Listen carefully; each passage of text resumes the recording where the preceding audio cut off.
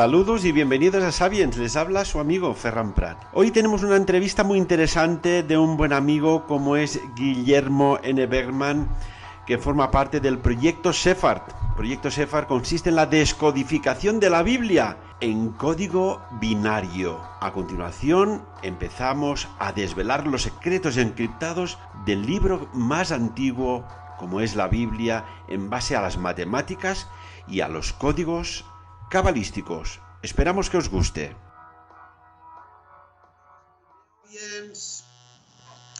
Y saludamos aquí en Sapiens a Guillermo N. Bergman. Guillermo, muy buenos días. ¿Qué tal? Bien hallado. Muy buenos días, Ferran. Muy buenos días. Encantado de volver a estar contigo.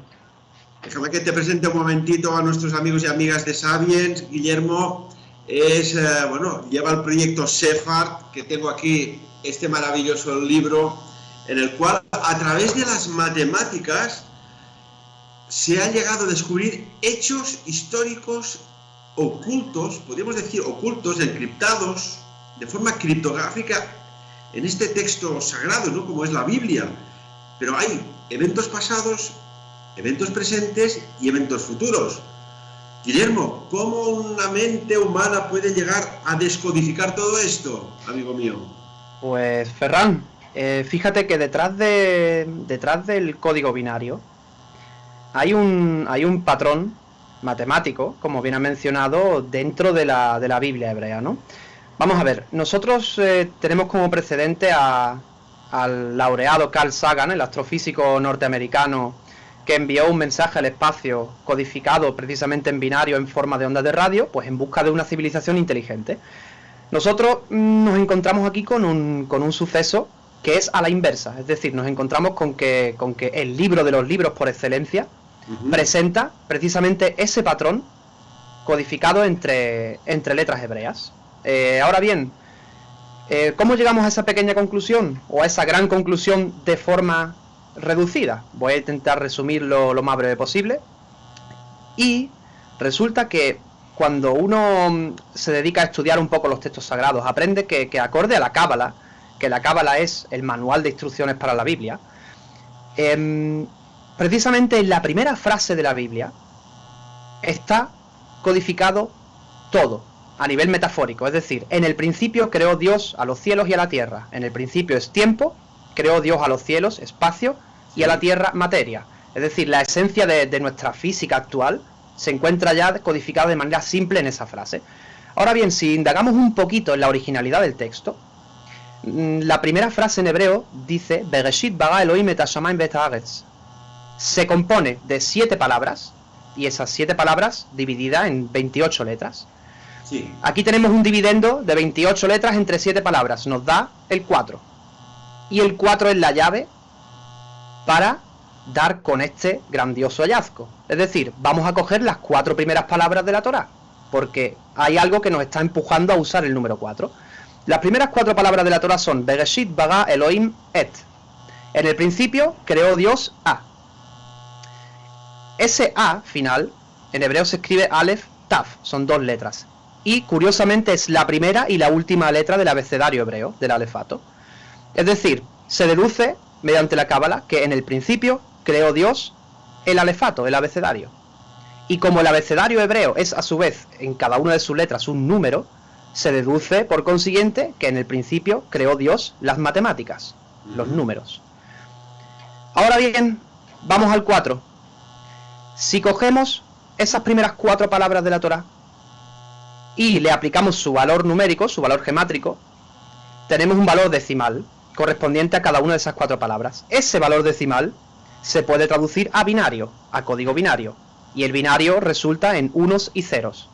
Esos unos y ceros se proyectan en un mapa de bits mediante píxeles a la derecha de todo el resultado, y ese mapa de bits forma en las primeras 4 palabras de la Torá, forma de manera pictográfica, es decir, una imagen, forma la letra Aleph hebrea, que emula una X, y la letra Lamed, que da él, y él es el nombre de Dios. Es decir, encontramos la autoría del Dios de la Torá codificado en la Torá en binario, en base a un patrón matemático binario. Él lo conocemos de nombres como Miguel, Rafael, Gabriel, Ezequiel, esa terminación el siempre es la terminación divina. Es decir, encontramos la firma, el sello de la divinidad de la que se habla en la propia Biblia, codificada en binario. Y usando la misma metodología que usó Carl Sagan en su día, pues para enviar información de la Tierra al espacio. Que curiosamente, Guillermo, se envió, si no recuerdo mal, sobre el año 1974 y hubo una respuesta muy cercana desde el radiotelescopio donde se envió la señal al espacio, también en código binario y en forma pictográfica. O sea que se envió una señal por parte de expertos astrofísicos encabezados por Carl Sagan y hubo respuesta. Pero si nos centramos en Sefard, ¿cómo surge la idea, Guillermo, de empezar? Tenemos aquí algunas imágenes fabulosas de, por ejemplo, a ver si nuestros amigos y amigas pueden ver, de cómo hay una cabeza de un faraón, de cómo hay la cabeza de una cobra, de cómo hay tantos y tantos elementos a investigar. Claro. Hay los caballos alados asirios, hay el pórtico de las religiones orientales en el mapa de Bits también, templos mayas. Esto es impresionante. Cabe mencionar que además las apariciones pictográficas en su gran mayoría son incluso alusivas al texto del que se extraen. Es decir, este primer pictograma que te mencioné, de él, sí, es simplemente la llave de apertura a todo este hallazgo. Luego nos encontramos con textos en los que se habla de Moisés cogiendo 2 tablas en sus manos, como Dios se lo ordena, y aparece un humanoide con 2 tablas en la mano. O sea, los pictogramas que van resultando luego de ahí son alusivos al propio párrafo. Cuando el párrafo habla de un faraón que convierte, o habla de Aarón y Moisés que convierten un palo en una culebra, aparece ese pictograma del faraón y una cabeza de culebra.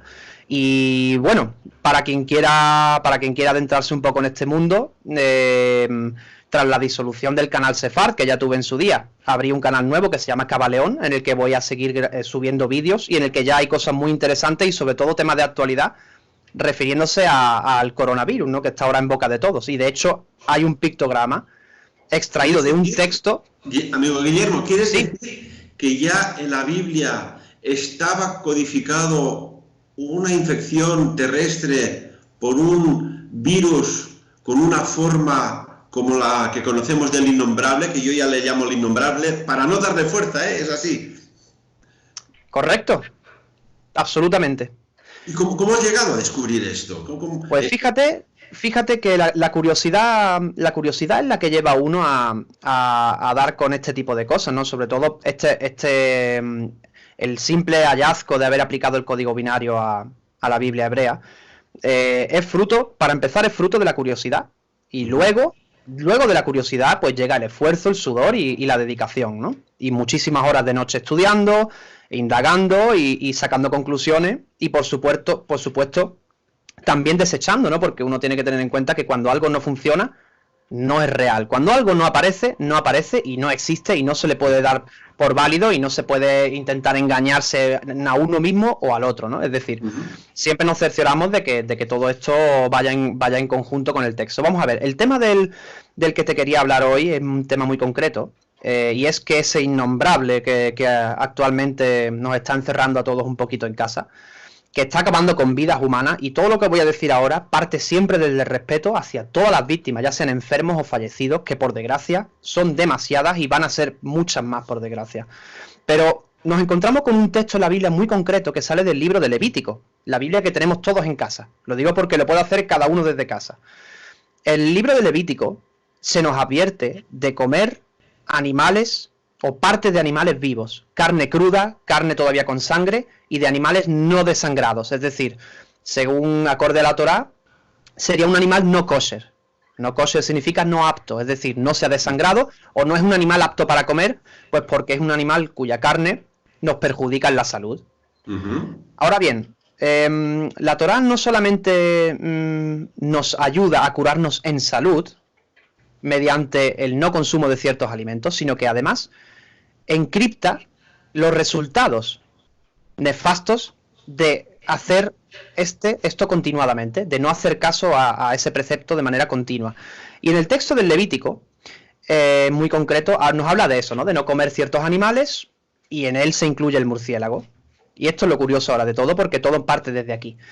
Vamos a ver, yo estuve revisando el texto de Levítico, que como todos sabréis, en casa las Biblias a veces tienen un comentario abajo, un comentario de alguien que lo comentó hace 500 años, hace 300 años, cierta frase, pues esta frase significa tal o hace referencia a tal.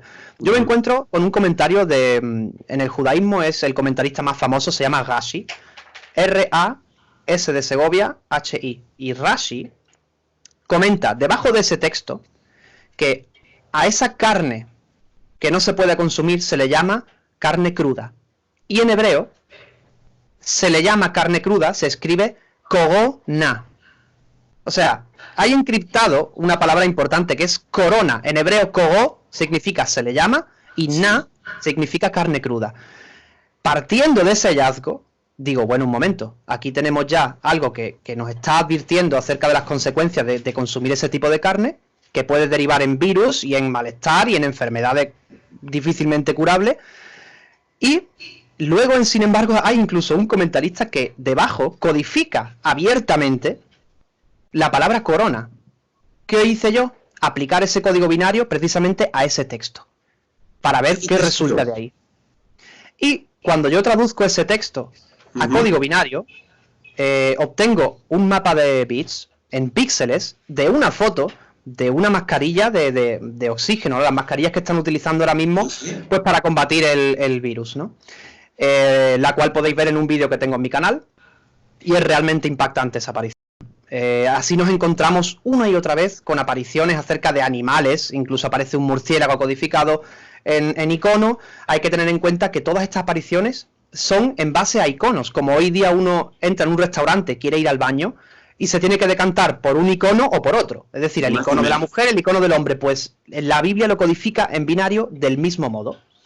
Es muy actual porque hoy día tenemos dos idiomas universales. Uno es la matemática, que no depende de ningún acento, que no tiene fronteras y de ningún idioma, y luego el otro es el visual, el icono. Todo el mundo sabe reconocer el icono de un pájaro, el icono de un hombre, el icono de una mujer, en un semáforo, en una señal de tráfico. Nos lo encontramos a diario por todos lados.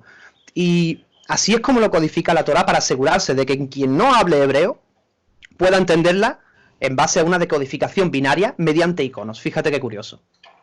Y tanto que sí, nos dejas perplejos de que ya en textos antiguos se hablaba de este innombrable, ¿no? Por todas las características que has descubierto. Guillermo, ¿qué más hay que no sepamos en estos códigos binarios? ¿Tienes alguna sorpresa que darnos? ¿Algo que puedes decir, esto no ha sucedido y ojo que está aquí en la vuelta de la esquina? Pues fíjate por dónde. En el libro presento un capítulo acerca del profeta Zacarías, que habla de una guerra por venir, ¿no? Una guerra con implicación nuclear, en el que aparece un icono fusiforme en forma de misil, aparece la cara de un implicado que es Bashar Assad.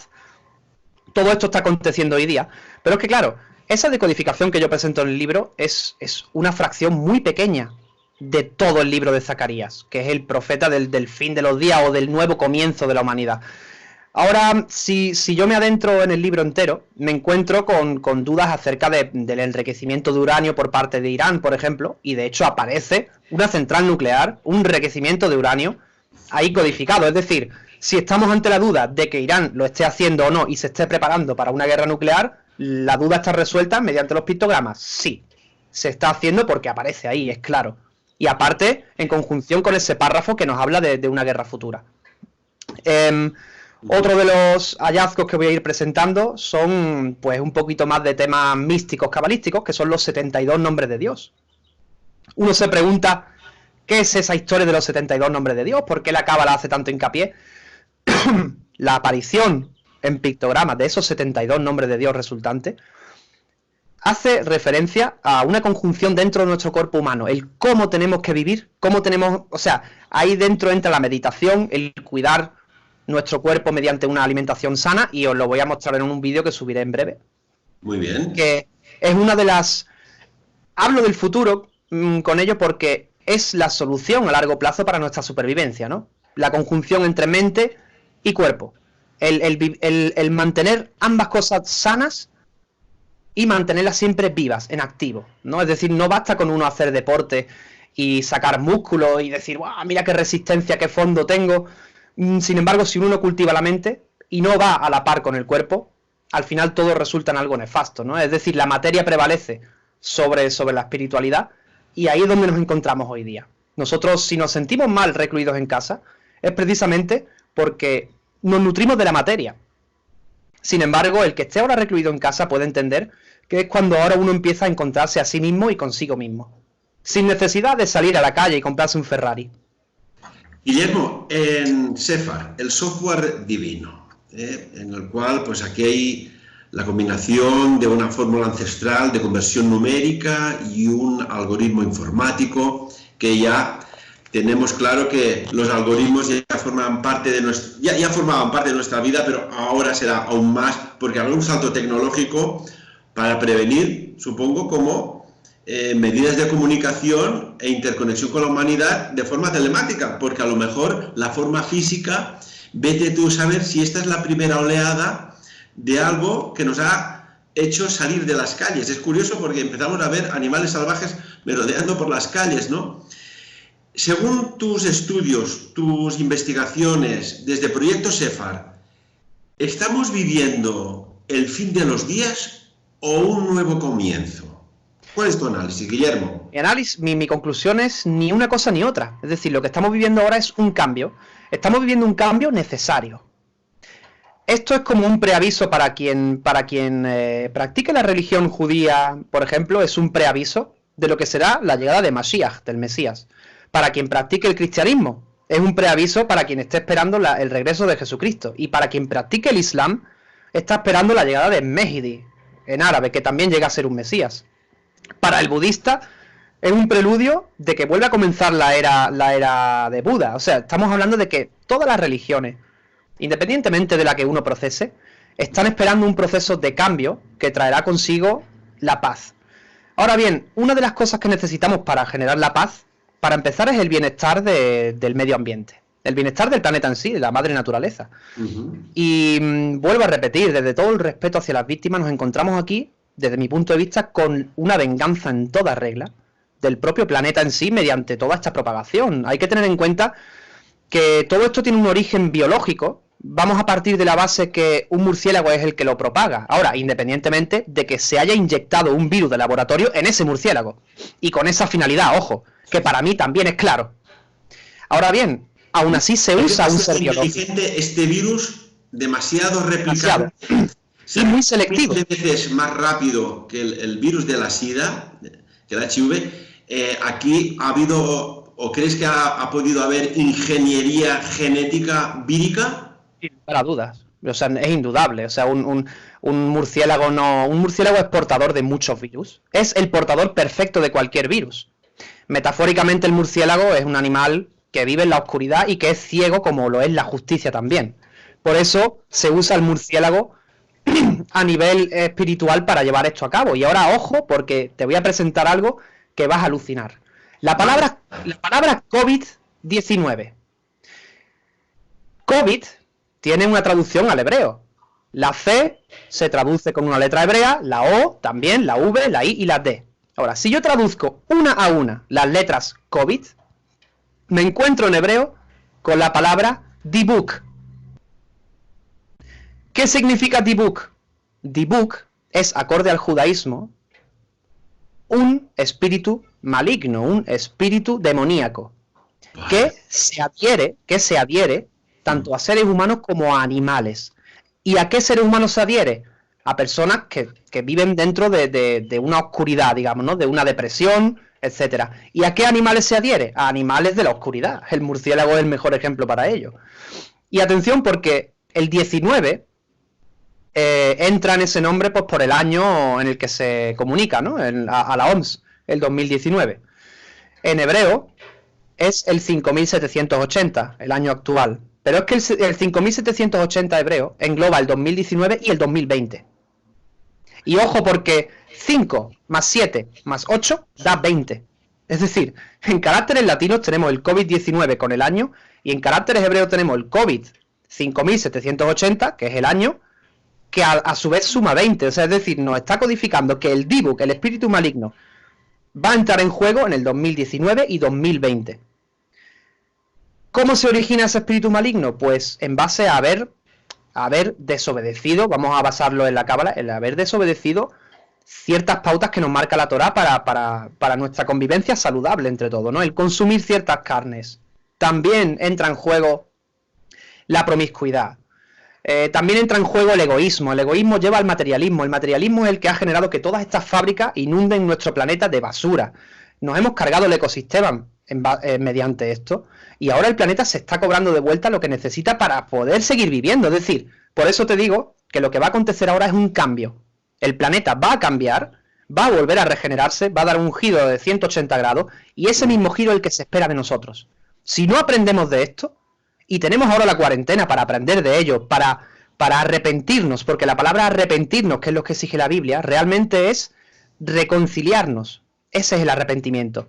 El reconciliarnos con la naturaleza, el entrar dentro de nosotros y decir qué hemos hecho mal, cómo puedo reparar esto, cómo puedo aportar de hoy en adelante para que el planeta siga con su vida normal, para que todos vivamos bien y no volvamos a cometer este mismo error. Fíjate que durante la propagación no ha acontecido ni una sola catástrofe natural notable, porque la naturaleza ha concentrado su fuerza en la propagación del virus. El murciélago seguía por ondas similares a la del wifi, y de ese modo se ha propagado el virus por todo el planeta como un wifi, invisible además. Pero claro, volvemos a lo mismo. Todo esto tiene un fin, tiene una finalidad también. Claro que está muriendo mucha gente y es algo que nos duele a todos, porque todos tenemos algún amigo que ha perdido un familiar, o nosotros mismos vamos a perder un familiar, o nosotros mismos vamos a enfermar. Pero, a grosso modo, la naturaleza no tiene otra opción que curarse en salud mediante esta renovación, este comienzo. Y para que tú veas que todo tiene un nuevo comienzo y todo es cíclico, la propia Torá es cíclica. Es decir, la Torá termina, el Pentateuco, los 5 libros de Moisés, terminan en la palabra Israel. Es decir, las últimas letras son él. ¿Y cómo empieza la Torá en base al código binario? Como ya comenté, él. Es otra de las pruebas matemáticas de que todo es cíclico y todo tiene que volver a la normalidad. Por desgracia, nosotros lo vamos a sufrir. No sé durante cuánto tiempo, pero es por desgracia necesario. Fíjate, y te doy toda la razón, Guillermo. Hace pocos meses, 3-4 meses, reuniones de mandatarios al más alto nivel para reconducir el cambio climático, que no se sacó agua clara prácticamente, ni acciones contundentes para frenarlo. Ha desaparecido. La gente se quejaba que no tenía tiempo, que la vida le pasaba muy rápido. Ahora tienes tiempo. Que el agua del río estaba sucia, que los mares estaban contaminados. Se está descontaminando. Y después hay una campaña contra el plástico, pero en realidad el plástico no tiene la culpa. Es la mano que tira el plástico. Esto también tenemos que puntualizarlo. Y sin duda, visto desde la perspectiva más alta, esto es un plan muy bien diseñado de supervivencia de la propia Tierra. Si lo miras fríamente, como tú dices, parece decir, me voy a regenerar o van a acabar conmigo. Y entonces sí que puede haber algo que puede ser de dimensiones bíblicas. Guillermo, muchísimas gracias por todo este análisis, por tu proyecto. Tennos al corriente de tus nuevos hallazgos a través del proyecto Sefard, que ahora no recordás nuevamente dónde vas colgando, en YouTube, en tu canal, era Cabaleón. Cabaleón. K-A-B-B-A-L-E-O-N, como Cábala y León, en conjunción.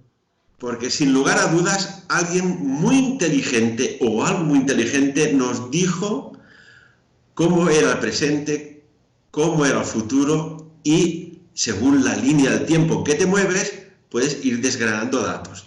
Nada sucede porque sí, está clarísimo. Guillermo, muchísimas gracias por estar con nosotros, por compartir, por el detalle de Sapiens. Quédate en casa. Que además, fíjate, otro detalle, Guillermo, hasta el momento también la gente se quejaba de la extrema delincuencia que había en la calle, la poca seguridad. Esto ahora se ha normalizado, hay casos puntuales, sí, pero visto lo que había, esto no es nada. O sea, hay una pacificación de la calle, porque no hay más remedio, claro.